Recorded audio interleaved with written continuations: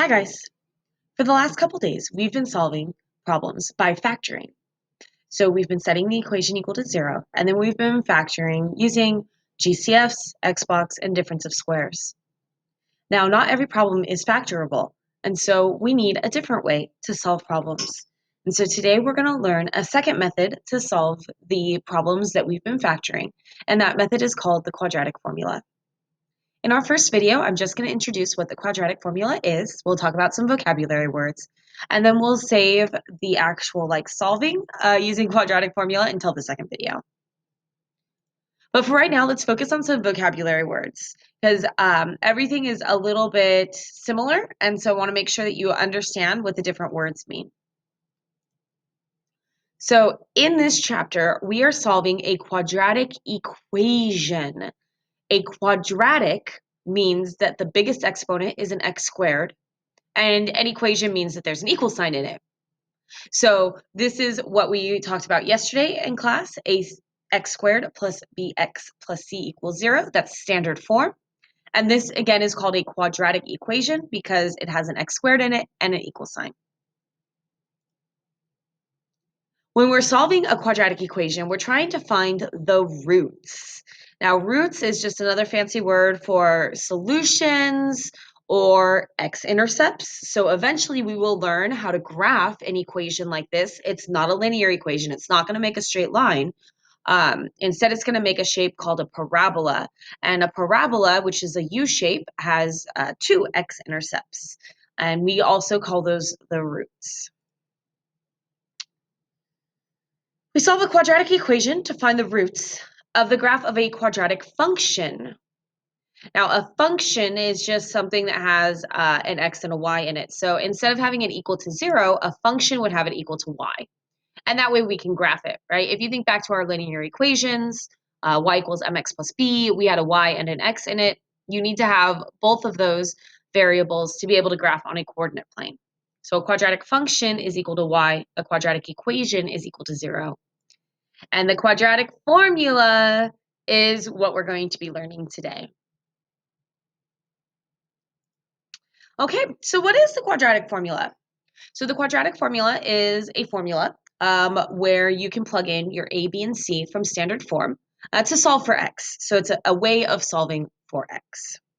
You do need to memorize the quadratic formula. It's not something that we'll give you on the test. And so I'm going to teach you a story to help you memorize the quadratic formula. Here's the story. A negative boy couldn't decide whether or not to go to a radical party. The boy was square, so he couldn't get 4 awesome chicks. And it was all over at 2 a.m. Okay, so let's go through that one more time.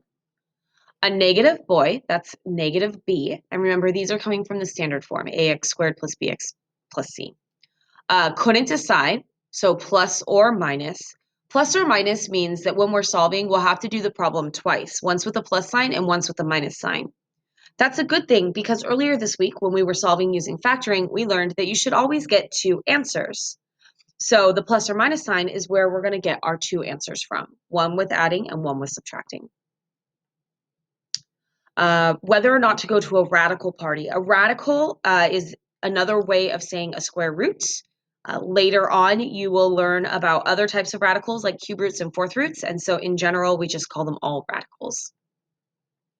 The boy was square, b squared, so he couldn't get 4 awesome chicks. So couldn't is the minus sign, and then 4ac.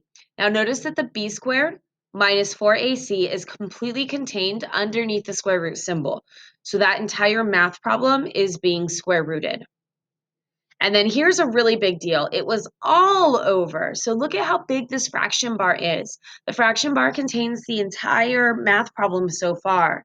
So that's one of the biggest mistakes I see students make is they don't draw the fraction bar large enough.